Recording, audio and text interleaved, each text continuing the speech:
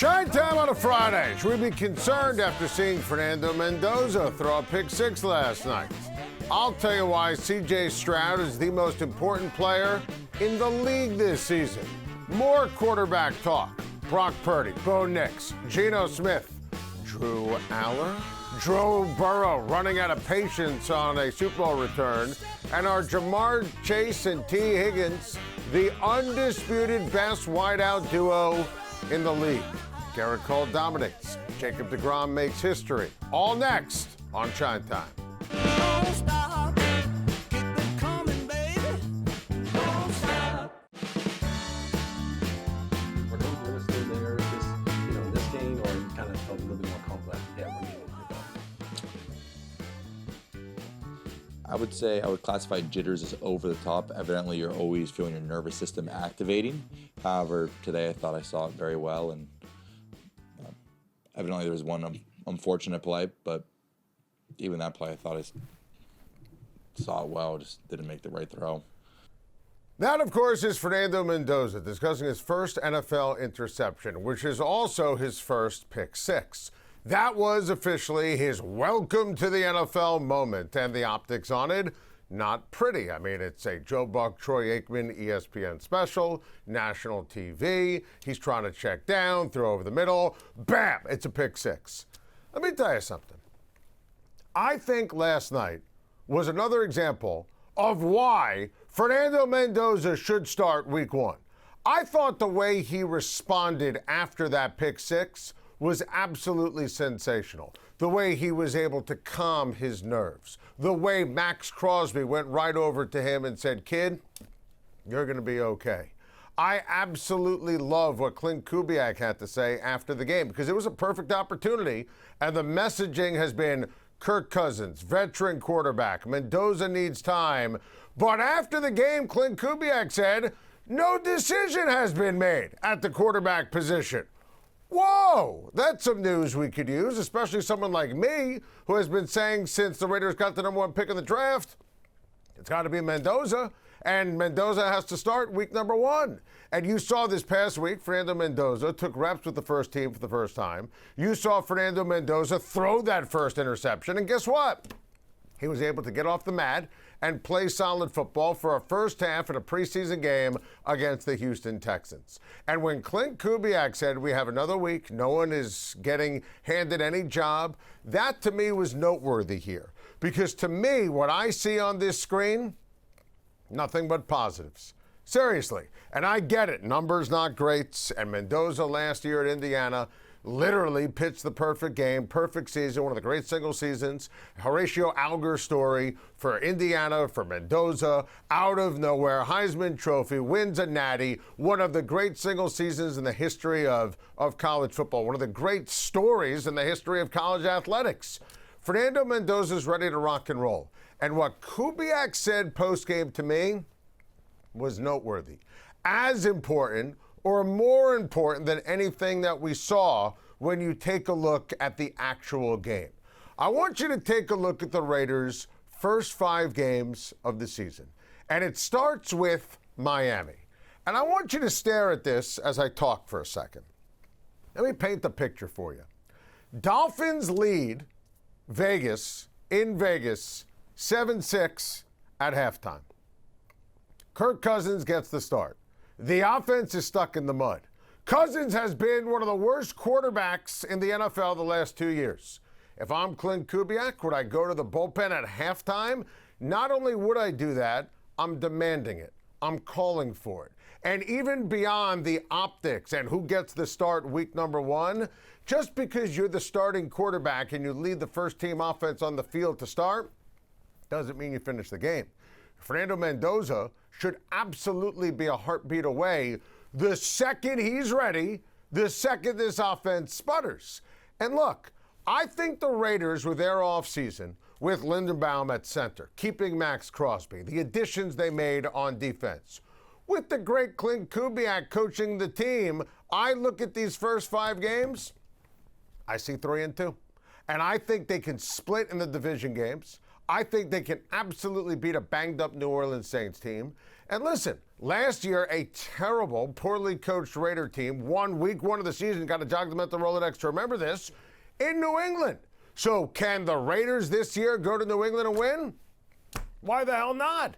Listen, I think Mendoza's ready. I think Kubiak's commentary was unbelievable. I think the fact that he threw that interception and recovered from it brilliantly was just ridiculously impressive. So I'm not sitting here backing down. In fact, it went noted to me that Clint Kubiak not only didn't back down, he opened the door. So even if Kirk Cousins starts week number 1, I want to see Fernando Mendoza play if, in fact, the Raiders' offense is struggling. By the way, I demanded this last year from the Giants if Russell Wilson struggled in week number 1 against the Washington Commanders. Play Jackson Dart. I would have started Dart originally. And obviously they didn't, and they didn't start him in the Dallas game, and Brian Daboll got fired. So if I am, and remember who Clint Kubiak is working for, the son of Al Davis, for Mark Davis. Just win, baby. At some point for the Raiders, Mendoza, face of the franchise, shiny new toy, you gotta win games. Mendoza is everything and gives the Raiders the best chance to win. And based upon what Kubiak said post-game, I'm more convinced than ever he knows it. Then you have C.J. Stroud, who completed 4 of 6 passes for 27 yards last night. And that's a good thing, because C.J. Stroud, this is his first time he's been on a football field since he threw up all over himself in the single worst playoff game we've ever witnessed a quarterback play. If they would have punted on 3rd down, taken a knee on 1st or 2nd down, Houston Texans would have won that game and ultimately gone to the Super Bowl. So I don't think it's hyperbole to say this. The single most important player in the NFL this season is C.J. Stroud. I think C.J. Stroud, if he is competent, the Houston Texans have a golden opportunity to play in the LA Super Bowl. If C.J. Stroud is bad, I think that this team is going to be toast and they're not going to be able to advance in the postseason. I really think that the offensive line is going to be improved. 3 new starters. I don't think David Montgomery is necessarily great at the running back position, but he is a monster upgrade. I think Woody Marks is a perfect complementary back. You saw him show some pop and show some sizzle last night. Nico Collins is a superstar. Love Nick Caley calling the plays. And again, let's not bury the lead. Texans have a championship defense. The single best defense in the National Football League. You can't waste it with C.J. Stroud hurting the club. Now, obviously, 3 years for C.J. Stroud. Year 1, arguably the best rookie season by a quarterback in the history of the league. Year 2, year 3, he regressed. The Texans have not given him a contract extension because they want to see, especially on the heels of what happened in the playoffs, what he brings to the table for year number 4. If C.J. Stroud protects the ball, Texans are going to be great. If C.J. Stroud turns it over, then you need to consider going to the bullpen with Davis Mills. If C.J. Stroud is great, this team's going to hoist the Lombardi Trophy. That's what we're talking about and thinking about here when it comes to the Houston Texans. I don't think there is a player in the league that impacts a team's range as much as C.J. Stroud. And also, he's playing for his career and the bag and his next paycheck. So I really think at the end of the day, this is not hyperbole. And I believe in C.J. Stroud. C.J. Stroud is everything for the Houston Texans. Yeah, I want to meet Brock Purdy. I want to shake his hand. Hopefully Kyle will introduce me to him. Is there anything in particular about Brock Purdy's game that you've appreciated from afar? Yeah, just how good he is. His timing, his decision making, his accuracy. Just how it's like how cool he is. How cool he plays. Well, Jim Harbaugh did get to meet Brock Purdy last night. Purdy started for the Niners in their second preseason game, and he was ready, Purdy was, to Brock and roll. And it was kind of a big deal, considering all the chaos and nonsense and injuries and guys who haven't been available and all the drama in the offseason and the summertime for the San Francisco 49ers. How about John Stribling, the rookie, the first pick in the second round of the NFL draft, 4 catches, 46 yards in a couple of preseason games. That to me was encouraging. Deebo Samuel, he got involved last night, catching passes once again from Brock Purdy. That was encouraging. Niners also got good news on George Kittle, who, according to our friend Adam Schefter from ESPN, Kittle has a great opportunity now to start and play in week number 1 in Australia against the Rams. Listen, this is great stuff. The 49ers have been so problematic and chaotic, from all the Ayuk nonsense to Shanahan and the car accident and when he couldn't coach at the beginning of training camp, to Nick Bosa not practicing, Christian McCaffrey not practicing, and Pierce all out for the year. So how about Brock Purdy representing the calm, the steady? And if you're a fan of the 49ers and you've had to deal with all these questions and issues and ambiguity and everything that goes into the mix, having this last night and seeing Brock Purdy in action with Kyle Shanahan on the sideline with that great new mustache, by the way, you just had to feel inspired. Because at some point you're going to get Christian McCaffrey in a real game, George Kittle in a real game, Nick Bosa in a real game, Mike Evans in a real game. The talent is there. The coaching is there. There's been a lot of bad luck, bad planning when it comes to the San Francisco 49ers, but don't get it twisted here. San Francisco absolutely, when healthy, has a shot for everything. Brock Purdy represented some pretty amazing calm when you take a look at what transpired. And I thought when you see Brock Purdy last night, these numbers, the feel, the flow, if you're a Niners fan, you want the season to start right about now because you feel like you're ready to Brock and roll. Bo Nix returns to action tonight for the first time since his ankle injury back in January. And his teammate, Evan Ingram, is excited. Just the energy he brings, the aura that he has and he brings to the field, the camp that he's having, the throws that he's making, and obviously, we all know what he's been through. So definitely excited for him. He's been, great guy, great teammate ever since I walked in this building. Our relationship has grown and very mature, and the sky's the limit for him. And I think, I think we're all excited to see Tim back out there. I don't want to be subject to hyperbole and exaggeration. This, to me, bar none, is the biggest thing to look out for this entire preseason in the NFL. Bo Nix returning to action tonight for the first time since 2 ankle surgeries. Remember, broke his ankle after the Bills game in the divisional round, couldn't play on Championship Sunday, and then needed cleanup surgery in April. So the fact that Bo Nix is going to play in a few drives, 14 snaps, I think this is absolutely terrific. It feels like everything. Bo Nix is a terrific athlete, super smart, makes every throw, has had this unbelievable clutch gene, college, first 2 years in the NFL. Sean Payton loves him. He's got a ton of swagger, Bo Nix does. Listen, I think Bo Nix, if he's healthy, this Broncos team is capable of winning the division again and making a deep run and playing on Championship Sunday. If we watch Bo Nix tonight and he's unsure physically, mentally, hobbling, limping, there's going to be cause for concern. So I've been one of those talking heads that has kind of forgotten all about the Denver Broncos. And I love what they've done in the offseason. I think Jalen Waddle is going to be remarkable. And Sean Payton's talked about how he's going to be on the outside, be on the inside. If you have a fantasy pick this year, draft Jalen Waddle. He's going to catch 100 passes. The Waddle-Sutton combination is great. Evan Ingram at tight end. The offensive line is strong. They have 3 backs who you love. And they've got an unbelievable defense, incredible on every single level. You look at Patrick Surtain, Nick Bonito, Zach Allen, under Vance Joseph's watchful eye. This team has all the pieces to win a title. And I'm a huge Sean Payton fan. I think he's a Hall of Fame coach, one of my favorite coaches in the NFL in the last 30 years. If Bo Nix is compromised, they're dead on arrival. And I won't pick them when we lock in our picks in a few weeks here on Schein Time. I won't pick Denver to even make the playoffs. For me, they've been the forgotten team because of Bo Nix's ankle. And I don't really talk about them in high regard because their quarterback has been compromised. He's clearly ahead of schedule, and they're confident enough that they're going to play him in the preseason and play him tonight.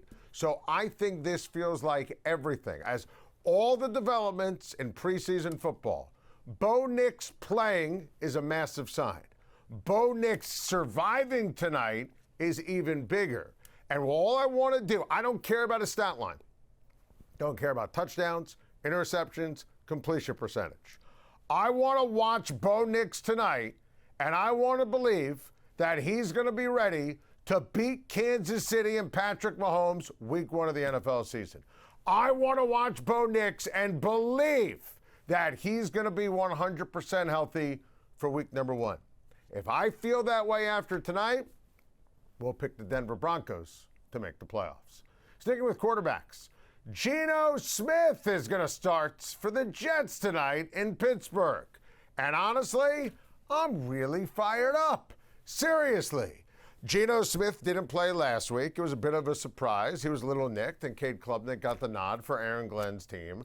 But I go back to when Brian Costello from the New York Post broke the story here on Schein Time, on our first ever show, by the way, that Geno Smith was getting traded back to the Jets. And I thought it was unbelievable. Geno Smith, to me, right guy, right time. Geno Smith, forget about the Raiders, right? Everything was a mess for the Raiders last year. Geno Smith, Seattle version, that's the guy you're going to get this year. And I love the Jets' weapons. I love the energy for the Jets. And I'm excited to see Geno Smith under center. I think this is going to be refreshing, redemption. I think Geno is going to be strong. And listen, forget about preseason football when it comes to Geno. He's been around the block. I think he's going to be ready to win week 1 in Tennessee, week 2 at home against Green Bay, a defense that won't have Micah Parsons. I'm genuinely excited to see Geno Smith in a Jets uniform once again. As for the Steelers, no Aaron Rodgers tonight, no Mason Rudolph tonight, and the reps are going to be split between 2025 6th-rounder, former Ohio State star Will Howard, and this year's 3rd-rounder Drew Aller. And it's interesting, if you know anyone who's ever went to Penn State, you know a Drew Aller truther. And everyone and their mother, including mine, I talked to her today, just loves what Drew Aller's brought to the table in the preseason. See, here's the thing about Drew Aller. I didn't like him in college. I don't think he played well in college. This is why I picked against Penn State every single year. And by the way, I was right, and he helped get James Franklin fired when it was all said and done. But I have so much respect for Mike McCarthy, who is a quarterback whisperer. And he picked Drew Aller in the 3rd round. And if you're going to pick Drew Aller in the 3rd round, that means Mike McCarthy thinks that Drew Aller potentially could be his starting quarterback next season after Aaron Rodgers retires. Also, and I've talked to Rodgers about this, talked to our friend Rich Gannon about this, I've talked to Joe Montana about this, no one in the NFL is better in terms of developing young quarterbacks and day 2, day 3 draft picks than Mike McCarthy. So I was not a Drew Aller fan in college. I didn't believe in him at Penn State, and I was right. I didn't love him in the draft. When McCarthy picked him, I said, okay. Mike McCarthy's famous quarterback school is ridiculously amazing. It's ridiculously incredible. He's going to develop Drew Aller. I'm not ready to take the cheese quite yet on Aller as the guy, but here's a prediction for you. Aller plays well tonight. Will Howard doesn't. Rodgers is going to be the starter. Mason Rudolph, you need to keep on the team because he's been there and, you know, he's navigated the waters of going on the road in the division. Heaven forbid if you're a Steeler fan, something happens to Rodgers early in the season. Mason Rudolph is your starter. I don't see a scenario where Pittsburgh keeps 4 quarterbacks, so I think that Will Howard, drafted by Mike Tomlin a year ago, he will be the odd man out in the quarterback rotation for the Pittsburgh Steelers. Is Joe Burrow sending a message to Bengals management with his comments this week? And are his boys Tia and Jamar the bona fide best wideout tandem in the league? Give my top 5 next. We talk about chasing the championship in, mid-August. Why are you comfortable doing that June, July, and August right now? Trying to put it out. I'm trying to put it out into the world. I'm trying to manifest it. I'm trying to show our guys the urgency that I have and that I want us to have as an organization to go and make it happen. You can keep pushing it down the road, or you can talk about it now and say this is the year. And I'm tired of saying next year. This is it. Your life is too short to keep pushing things down the road, and I'm trying to instill some urgency and some intensity in everybody to go and be great every day and try to go make it happen. My guy, Joe Burrow, manifesting a return to the Super Bowl. And let me just tell you something. This is my single favorite soundbite of the entire NFL preseason. I am obsessed. And I love the standard that Joe Burrow is holding himself, his teammates, the organization, the fans in Cincinnati too. And by the way, I don't want the media elite, the Twitter tough guys to say, oh, this is Joe Burrow trying at the end of the day to grease the skids here of ultimately, if it doesn't work, he's going to demand out of Cincinnati. Nonsense. This is Joe Burrow professing his love for Cincinnati. Don't hate, not on my watch. This is Joe Burrow saying, I want to win a championship in Cincinnati. The team is capable. The offense is capable. The defense is capable. Look at what Cincinnati did on defense during the offseason. Remember, they traded a first-round pick for Sexy Dexy, which is everything and so out of character historically for the Cincinnati Bengals. I loved it, raved about it. Dexter Lawrence, one of the 4 best defensive tackles in the entire league. Look at Allen. Look at who they brought in from championship teams, from the Seattle Seahawks, from the New England Patriots, from the Kansas City Chiefs. They brought in winners. They brought in guys to get them to the next level. And by the way, Joe Burrow's healthy. By any measuring stick, Joe Burrow is, for 2026, a top 5 quarterback in the NFL. And I believe that Jamar Chase is unbelievable. T. Higgins is unbelievable. The line is really good in Cincinnati. Chase Brown can run the football effectively.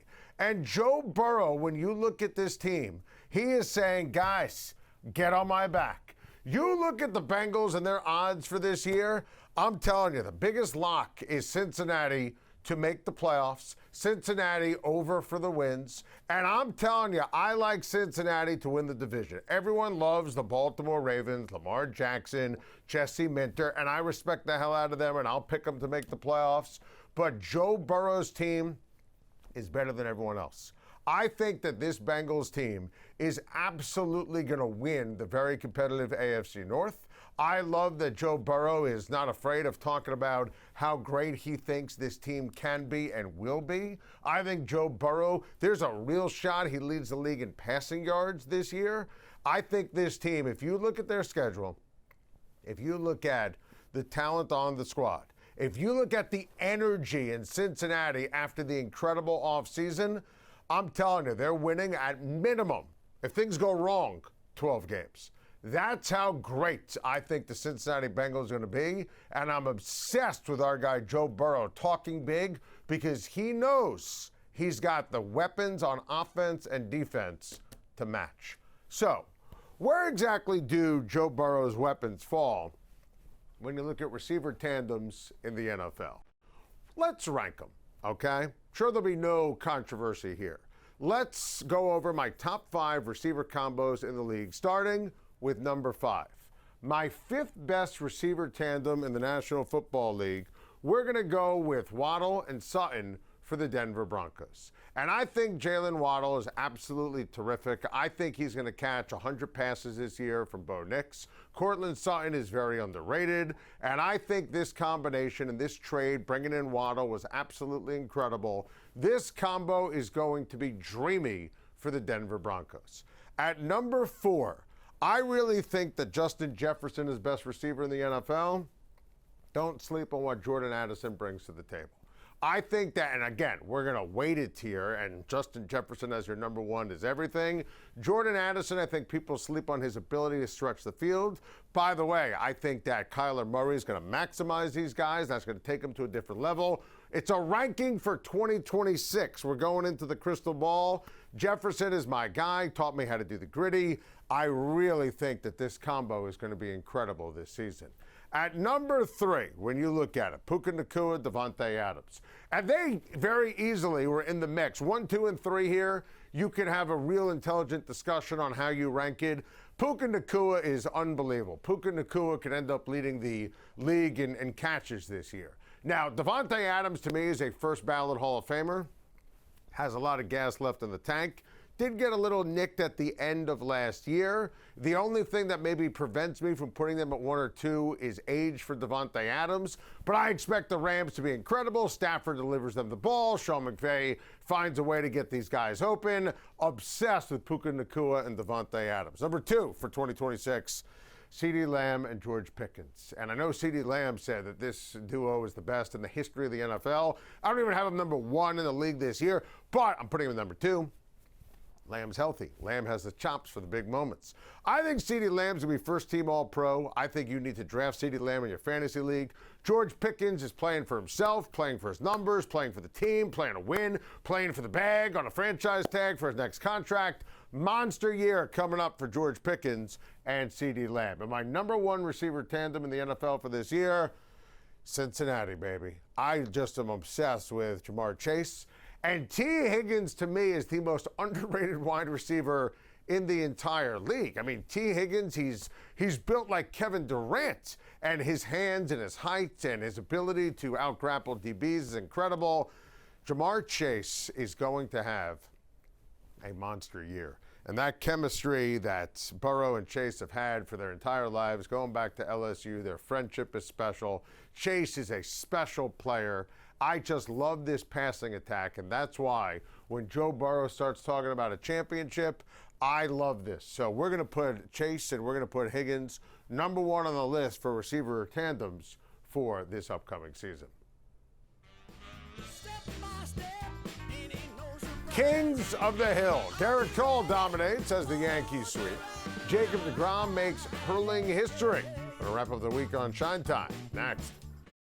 Is there anything like the fans don't know about your celebrations or what you guys all did together, or anything that's special that you kind of always like are like, yeah, that was a good night? That I went out in the public? Probably not. We're celebrating, almost every night and enjoying each other's company. You kind of always do that at the end of the year. Last year we did the same thing in terms of obviously we lost, and it kind of it came out like, oh, we were partying, and then like Tibbs got fired like the next day or something like that, or the day before.